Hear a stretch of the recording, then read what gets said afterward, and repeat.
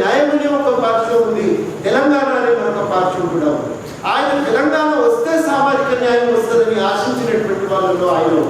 Professor Jayashankar గారు కూడా పదే పదే ఈ మాట అని, సామాజిక న్యాయం సిద్ధించాలంటే తెలంగాణ ఏర్పరచుకోవాల్సిందే. అంటే ఏ అనుభవాలను వాళ్ళ దిశకు నెట్టినాయి అనేది కూడా మనం ఆలోచన చేయవలసిన విషయమే. ఆయనతో మాట్లాడి రికార్డ్ చేసి ఉంటే ఇంకా చాలా లాభం జరిగి ఉండేది.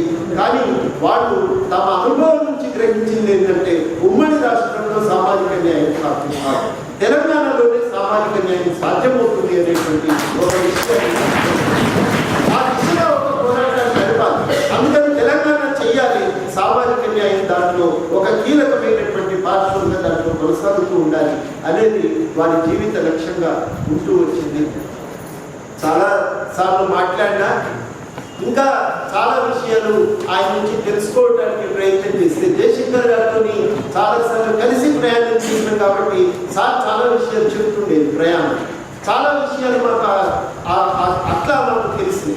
ఆయన విసిగిస్తున్నానా అనుకుంటూ చెప్తూ ఉండేది, ఏమన్నా విసిగిస్తున్నానా అనుకుంటూ చెప్పేది. ఇట్లా కలిసి ప్రయాణం చేసే సందర్భం వచ్చిన చాలా మంది నుంచి చాలా విషయాలు, కాళోజీ నుంచి కానీ జాదవ్ గారి నుంచి కానీ అట్లా వీరితో ఎక్కువ కలిసి ప్రయాణం చేయడానికి అవకాశం రాలేదు.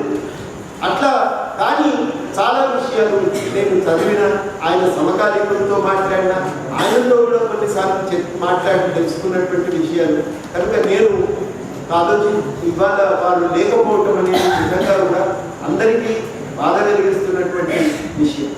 నాకు ఒకటే అనిపించింది, ఆయన దశదిన కర్మ రోజు మన సమావేశంలో మామూలుగా ఏం చేస్తారంటే ఆ రోజు గోదానం చేస్తారు.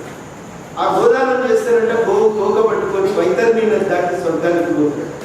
కానీ ఆ రోజు మాత్రం కొండా లక్ష్మీ బాపూజీ గారి ఆత్మ ఏ గోవును ఆశించలేదు. మన నినాదాలే పల్లకిలై ఆయన వైతరిని దాటి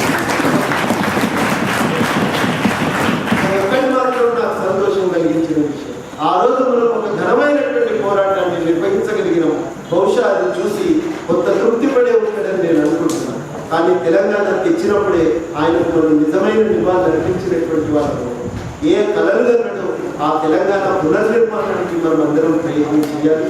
తప్పనిసరిగా నేను కానీ జేఎస్సీ కానీ ఆ లక్ష్యాలను గుర్తిస్తున్నాము, గౌరవిస్తున్నాం. వాటి ఆచరణ కోసం ఇంతకాలం ప్రయత్నం చేస్తూనే ఉన్నాం.